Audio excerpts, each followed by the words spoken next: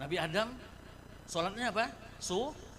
Subuh aja. Jadi kalau ada umat Nabi yang subuh aja sholatnya, berarti umat siapa? Nabi Adam adalah orang nih sembahyang subuh aja adalah. Nah, ada aileh. Apalagi orang begawi songsong boleh. Songsong mau kada mau nampak harus ya subuh tuh songsong. Nah, lalu subuhnya sembahyang, zuhurnya kada, asarnya kada, lah maghribnya kada. Kemudian apa? Isanya juga kada. Jadi bari Nabi Adam tuh apa? Subuh aja sembahyang. Lah. Nabi Daud zuhur. Nabi Daud sholatnya zuhur aja tuh. Ya. Nabi Sulaiman asar. Nabi Yakub sholatnya maghrib saja. Nah kemudian kalau Isya itu sholatnya Nabi Yunus saja. Dan walam tajtami hadil khamsu li ghairi nabiyina Muhammad SAW. Dan tidak terkumpul 5 sholat itu kecuali bagi Nabi kita. Kemudian terang benerang Sayyidah Aisyah mengatakan, ya Rasulullah, wahai Rasulullah, alangkah terangnya wajahmu. Tapi kata Nabi, wail summal wail liman yarani, celaka ya, dan celaka orang yang tidak melihat aku nanti di hari kiamat. Ya. Ketika Sayyidah Aisyah mengatakan alangkah terangnya cahaya muka Rasulullah SAW, Nabi mengatakan celaka cuma ya, kemudian celaka bagi orang yang kelak nanti ya di hari kiamat tidak melihat aku. Coba kita kadang-kadang di sini ya, jauh-jauh lampu sorot di Murjani itu, kalau malam-malam masih kita kelihatan apa namanya? Cahayanya. Ya kan? Cahayanya kelihatan. Itu lampu sorot aja, apalagi apa? Apalagi Rasulullah SAW cahayanya melebihi cahaya matahari, melebihi cahaya bulan terang benderangnya. Nah sehingga Rasulullah ketika berjalan di siang hari tidak memiliki bayangan, karena cahaya tidak memiliki bayangan. Ketika berjalan di malam hari terang benderang ya bulan purnama, maka Rasulullah tidak memiliki bayangan karena cahayanya itu mengalahkan ya cahaya-cahaya yang lain. Bahkan Rasulullah adalah sumber cahaya karena Nabi berdoa kepada Allah, waj'alni nuron, jadikanlah aku cahaya. Tapi kata Rasulullah, ini yang membuat apa? Ini yang membuat ya satu tanda tanya besar, ada nanti ya orang yang tidak melihat aku ya di hari kiamat, padahal aku adalah cahaya terang benderang.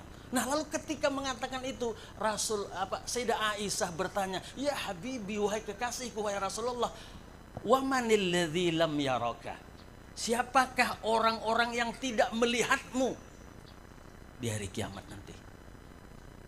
Ada yang nggak ngelihat ya Rasulullah.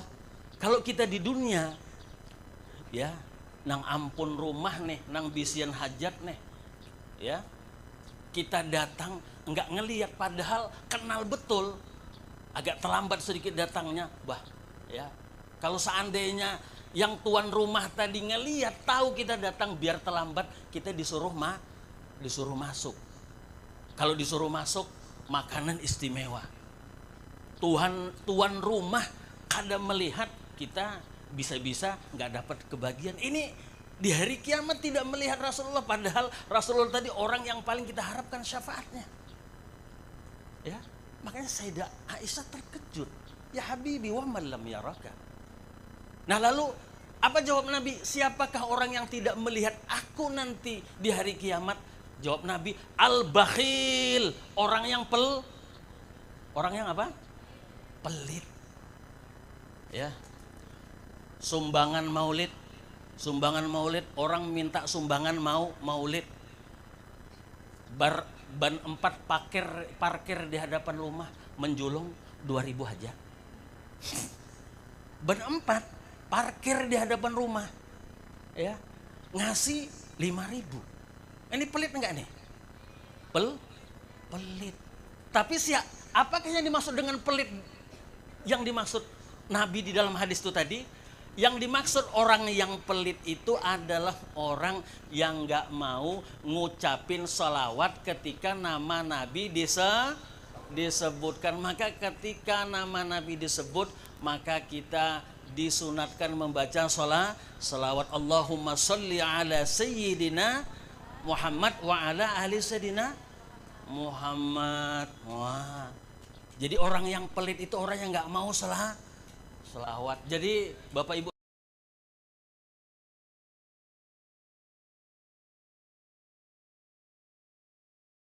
kok dalailan ada, enggak ikut berarti orang yang pelit. Hati-hati orang yang pelit. Ada dalail khairat, kumpulan ibu-ibu, ya. Ada nanti kumpulan burdahan, enggak ikut padahal mampu, bisa, ya, kesempatan, ya, peluang itu ada, tapi enggak mau ikut. Ini orang yang pelit. Apalagi orang selawatan di tempat itu, sudah ada di situ, tahu-tahu dia pergi meninggalkan tempat itu, majelis itu, maka ini orang yang pelit. Orang yang pelit nggak bisa ngelihat Rasulullah di hari kiamat. Masya Allah. Masih tahan lagi? Masih ya, masih ya. Baik ya. Nah, di dalam Al-Quran, ya, di dalam Al-Quran, acara maulid yang seperti ini, karena ini bukan apa-apa, ya, bukan apa-apa. Alhamdulillah, sekolah kita ini, tempat pendidikan kita ini, termasuk, ya, madrasah ataupun, ya, lembaga pendidikan yang senang, yang cinta dengan Nabi, sehingga membuat acara seperti ini. Karena ada sebahagian kelompok yang nggak mau maulid. Nah, jadi ini harus kita tanamkan, ya. Kegiatan-kegiatan yang seperti ini perlu kita tanamkan kepada anak didik kita, bahwa acara-acara yang seperti ini punya dasar hukum, punya landasan hukum. Apalagi sekarang zamannya dikit-dikit dalil. Di Kampung Ulun, Bu, ada lah namanya Pak Dalil, ya, Pak Dalil. Jadi kalau orang nanya mana dalilnya, bawa aja sidin, ini dalilnya, karena beliau Pak Dalil. Tapi waktu Ulun pulang kemarin, Ulun tanya apa kabarnya beliau, karena beliau juga seorang guru, ya, rupanya dapat kabar meninggal sudah. Ya Allah, Allahu yarham. Padahal Ulun sering sebut, ya, nama-nama beliau. Ya, di mana-mana orang kalau mau cari dalil, bawa beliau, ini dalilnya. Dikit-dikit apa? Dikit-dikit bid'ah. Ingat, bid'ah itu bukan hukum, ya. Bid'ah itu bukan hukum, Bu.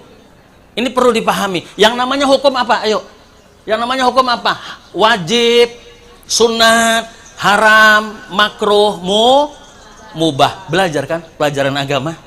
Yang namanya hukum itu wajib, sunat, haram, makruh, mubah. Bid'ah itu bukan hukum. Nah, makanya sekarang, ya, apalagi arus informasi, kalau kita tidak ada, ya, saringan atau filter, susah kita. Dikit-dikit haram. Orang ziarah di kubur haram. Orang ziarah di kubur haram.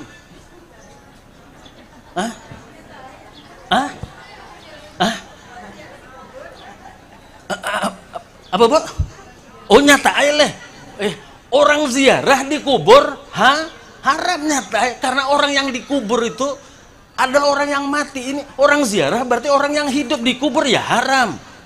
Mendoakan orang mati haram. Iya, bujur aja kalinya lah. Berarti menyimak aja tah. Ya lah. Orang ziarah di kubur haram lah. Mendoakan orang mati haram. Bukan berarti ziarah tuh kada boleh, iyalah. Amun ziarah disuruh enggak? Disuruh enggak? Kita punya orang tua, ingat dong sama orang tua, ya. Paling tidak apa, seminggu sekali hari Jumat datangi orang tua, paling tidak.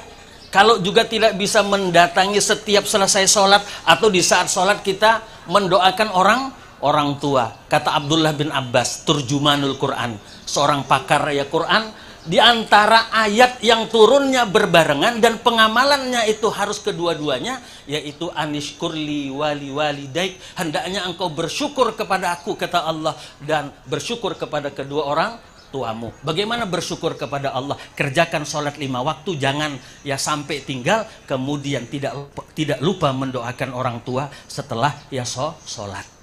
Disuruh kita kan doakan orang tua, disuruh ziarah. Kuntu nahaitukum an ziaratil kubur. Dulunya aku melarang kalian ziarah kubur karena ini masih di awal-awal Islam.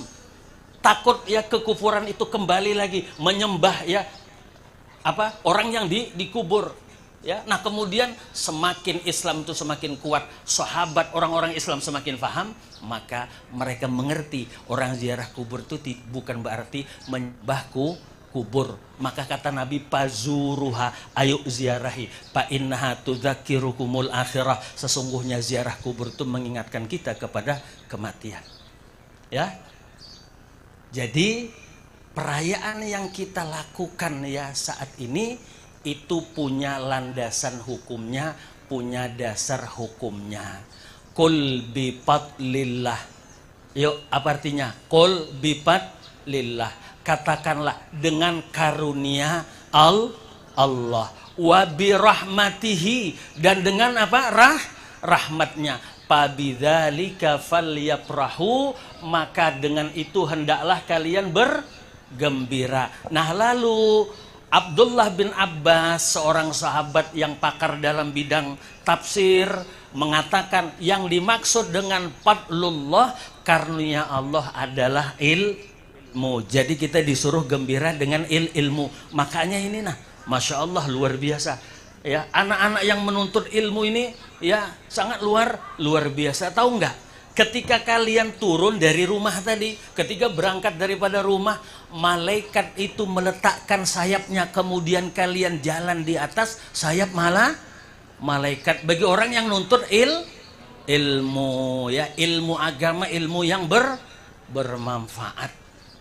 Ya. Jadi disuruh apa? Disuruh bahagia dengan ilmu. Kemudian wabi rahmatihi, dan dengan rahmatnya. Siapa yang dimaksud dengan rahmatnya itu adalah huwa nabiyuna Muhammadun sallallahu alaihi wasallam, wa ma arsalnaka illa rahmatan lil alamin. Jadi Allah mengutus ya nabi kita sebagai rahmat. Nah, jadi yang dimaksud dengan rahmat di situ adalah nabi kita. Nabidzalika falyafrahu, maka dengan rahmat itu hendaknya kita bergembira. Makanya tadi baca sholawat lah, kita bergembira dengan Nabi, karena Nabi diutus kepada kita membawa rahmat, menjadi juru penyelamat ya bagi kita di dunia dan di akhirat. Kalau Nabi merayakan maulidnya dengan puasa,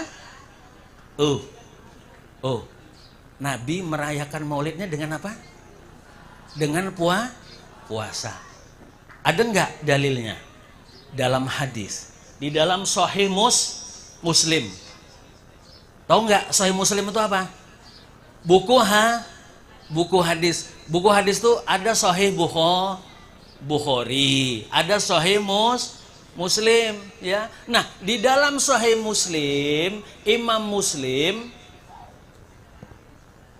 menyebutkan periwayatan hadis ketika Rasulullah SAW ditanya oleh sahabat, ya Rasul, kenapa sampian setiap hari Senin itu puasa?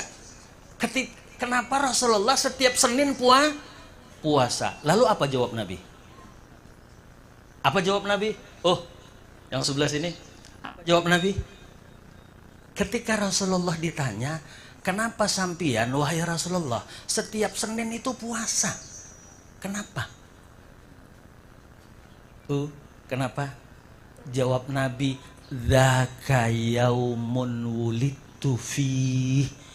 Hari Senin itu adalah hari aku dilahirkan. Wa dzaka unzila alayya.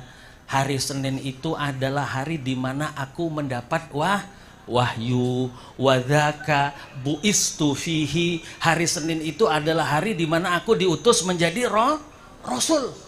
Jadi artinya apa? Artinya Rasulullah SAW merayakan hari kelahirannya. Nah, jadi kalau ada pertanyaan, ayo siapa orang yang pertama kali melaksanakan atau merayakan Maulidur Rasul? Siapa? huwa sahibul maulid sayyiduna Muhammadun sallallahu alaihi wasallam, yaitu Nabi sendiri. Oh, jadi jangan dibilangin bid'ah lah. Ya. Jangan dibilangi apa? Bid'ah. Jangan dibilangi itu keliru. Tak paham dia. Ya, tak paham. Kalau orang ya ngomongin bid'ah itu enggak paham. Enggak paham apa? Enggak paham Al-Qur'an, enggak paham hadis. Makanya kata Imam Syafi'i, kenal siapa Imam Syafi'i? Siapa Imam Syafi'i? Imam yang kita ikuti dalam masalah fikih, ya kan? Imam yang kita ikuti dalam masalah fikih, dalam pengamalan ibadah. Apa kata Imam Syafi'i? Man arafa kitaballah. Barang siapa mengerti, paham Al-Quran, alhamdulillah. Anak kita tadi bagus. Bagus siapa namanya? Oh, Bagas ya. Oh, jadi apa namanya? Bagas bagus. Ya. Nah, Bagas bagus. Alhamdulillah. Ya. Kecil-kecil begini sudah hafal Quran. Sudah hafal ya surah-surah yang agak-agak panjang. Lain kita, ya ibu-ibu, ya bapak-bapak, emak-emak ini, ya kita ini kalau yang sudah tua-tua suruh ngapal, apal yang di atas, yang tengah lupa. Ya. Apal yang di bawah, yang di awal lupa. Itu kita. Lah, makanya baca surah Al-Kafirun enggak selesai-selesai. Tebulik-bulik aja, apalagi nang sudah Tuhan nih. La a'budu mata budun, la a'budu mata budun. Makanya jadi imam nih. Ujar nang di belakang lah tuhuk lah mendengarkan la a'budu mata budun, laku makan jer. Ya, laku makan jer. Kenapa ada tuntung-tuntung? Ya lah. Nah, alhamdulillah. Mudah-mudahan nanti dia bisa hafal Quran. Dia ya bukan hanya bisa ngerti membacanya, bukan hanya sekedar paham membaca, tapi bisa mengerti tafsirnya, mengerti nanti cara istimbat ya hukumnya. Makanya kata Imam Syafi'i tadi, barang siapa yang paham Al-Quran, paham hadis, baik secara nas dan penggalian hukumnya, istahaqqal imamata fiddin, dia layak orang ya dijadikan ikutan dalam agama. Nah, lalu kiblat kita untuk memahami Al-Quran, kiblat kita untuk memahami hadis, yaitu ulama sudah bilang, apalagi ulamanya ini sahabat apa? Abdullah bin Abbas. Wa bi rahmatihi itu adalah Nabi. Yuk. Sudah ya? Sudah. Jadi wa bi rahmatihi itu Nabi. Kalau begitu acara maulid yang kita kerjakan hari ini itu dasarnya, dalilnya ada dalam Quran, ada di dalam hadis. Kalau gitu punya landasan hukum yang kuat. Jadi kita yang mengamalkannya, yang merayakannya ini tidak keliru, tidak salah. Nah, terakhir ya di dalam hadis Nabi mengatakan kullu ummati yadkhulunal jannah. Apa kata Nabi? Semua umatku masuk surga. Mau nggak masuk surga? Mau. Surga itu sudah Nabi katakan apa? Mala ainur ra'at wala udhunun sami'at wala khatara ala qalbil bashar. Apa itu surga? Sesuatu yang tidak pernah dilihat oleh mata, tidak pernah didengar oleh telinga, dan tidak pernah terlintas di benak hati manusia. Begini, enggak bisa dibayangkan surga itu ya seperti apa. Sudah pernah enggak diundang atau saruan di tempat orang nang sugih bener suah pada? Lah, ketika kita masuk ke rumahnya, Masya Allah lah, masuk duduk, rasa kada berduduk di tanah. Rasa kada berduduk di tanah. Kenapa? Dasar ingat duduknya dihambal. Insyaallah, duduknya dihambal. Tinggalan burit boy. Tinggalan burit saking nampak empuknya hambalnya. Masya Allah. Ya, AC-nya enak sekali. Itu diundang di rumah orang yang kaya, bagaimana kalau masuk surga? Nggak bisa kebayang ya. Bagaimana? Nah, kata Nabi, semua umatku itu masuk surga kecuali ilaman abah, kecuali umatku yang ora gelem. Oh, paham nggak? Ini, ora gelem itu apa? Oh, banyak juga orang Jawa rupanya. Ya, ora gelem. Ya, kecuali yang nggak mau. Nah, ketika Nabi mengatakan itu, sahabat pada heboh. Oh, siapa yang nggak mau masuk surga? Qalu ya Rasulullah wa may ya'ba. Siapa yang nggak mau masuk surga itu? Man ata'ani, barang siapa yang patuh denganku, mengerjakan ajaranku, mengerjakan syariat yang aku bawa, itu dakhalal jannah. Nah, ini yang pentingnya. Ya. Barang siapa yang patuh kepadaku, kata Nabi, dakhalal jannah.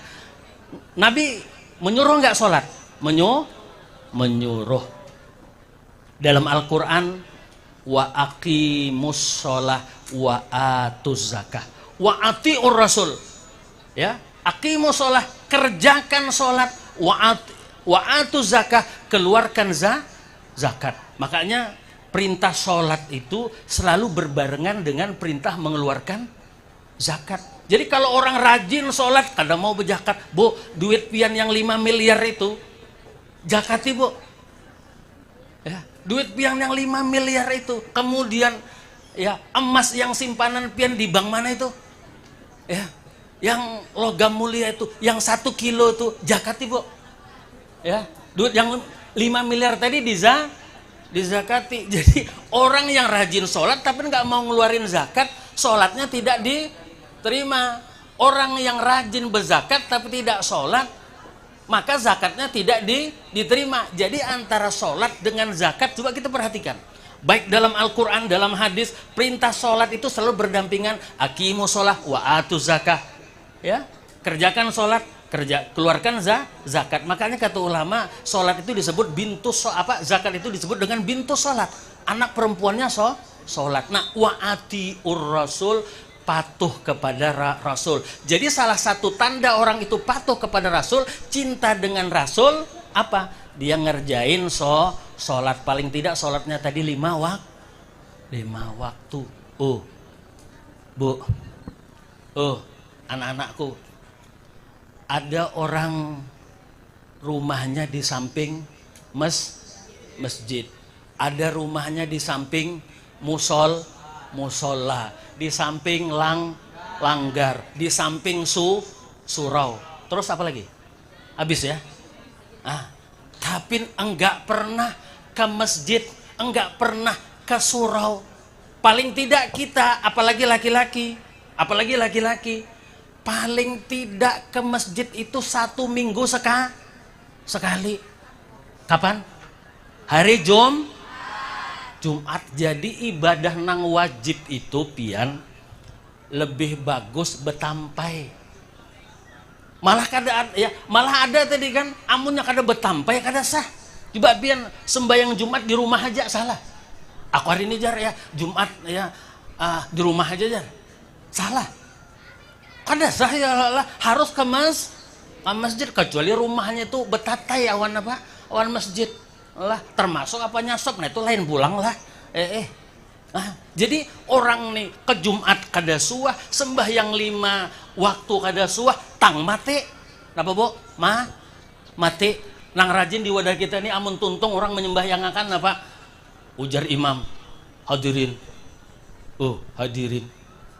Ishhadu ala hadzal mait min ahlil khair. Kalian persaksikanlah mayit yang barusan kita sholatkan ini orang yang baik, ya. Ada nang menjawab di belakang, bukan min ahlil khair, cair jar. Kenapa cair? Dapat amplop orang tersalah kajal 3 buting. Apakah ada cair? Cair bukan min ahlil khair. Di mana kita hendak menyambat min ahlil khair? Lah sholat 5 waktu kada suah terlihat. Jumat ya sekali hari Jumat kada suah jua lah terlihat. Nah kawalah min ahlil khair. Tapi ini kita ya di mana-mana tempat pokoknya isyhadu ala hadzal min ahlil khair, kita tetap berlakukan khair. Napa jar? Ada rupanya di antara jamaah yang narannya khair. Napa jar menyambat unda aja jar? Ya lah. Amunya kita tahu sembahyang kada apa kada. Min ahlil khair juga lah. Makanya tadi orang yang patuh dengan Rasul apa? Dia laksanakan syariat. Maka di dalam hadis Miftahul Jannah, la ilaha illallah, kunci surga apa? La ilaha illallah lah. Nah, berarti setiap orang Islam, setiap orang yang beriman pegang yang namanya kunci surga itu. Pegang ya, pegang. Nah, pertanyaannya, setiap orang yang megang kunci surga, bisakah masuk surga? Setiap orang yang megang ya kunci rumah, bisakah dia masuk ke rumah? Belum tentu. Kenapa? Tersalah cucuk, tersalah ambil.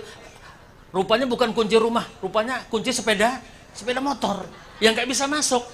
Atau ya pegang kunci tetap nggak bisa masuk karena kunci itu ada apa? Ada giginya kah? Ya kabo, gigi naranya itu kan asnannya. Nah jadi begitu juga. Kunci surga itu la ilaha illallah, harus ada asnannya. Apa asnannya? Yaitu sholat, puasa, zakat, naik haji. Ya bagi yang mampu.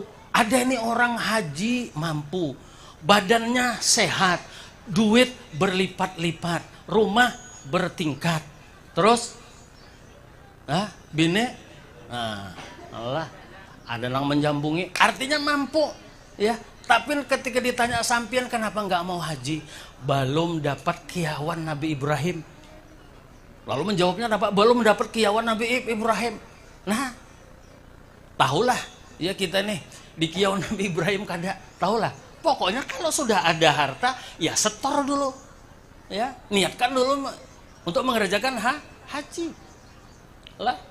Jadi yang asnannya itu gigi daripada kunci itu yaitu mengamalkan syariat. Maka kata Nabi, man ato'ani dakhalal jannah. Tapi waman asoni, barang siapa yang tidak mau patuh kepadaku, pakot abah, sesungguhnya itulah orang-orang yang tidak mau masuk surga. Mudah-mudahan dengan acara maulid yang kita adakan pada hari ini, Allah subhanahu wa ta'ala mengampuni dosa-dosa kita, mengampuni dosa-dosa kedua orang tua kita, memanjangkan umur guru-guru kita, ustadz-ustadz kita ya. Kemudian Allah ta'ala luaskan rezeki kita yang halal, diberikan istiqomah dalam ilmu dan amal, dan semakin menambah kecintaan kita kepada baginda Nabi sallallahu alaihi wasallam dengan memperbanyak salawatnya kepada Nabi agar Rasulullah kenal dan pinandu awan kita, sehingga kita nanti di akhirat mendapatkan syafaatnya.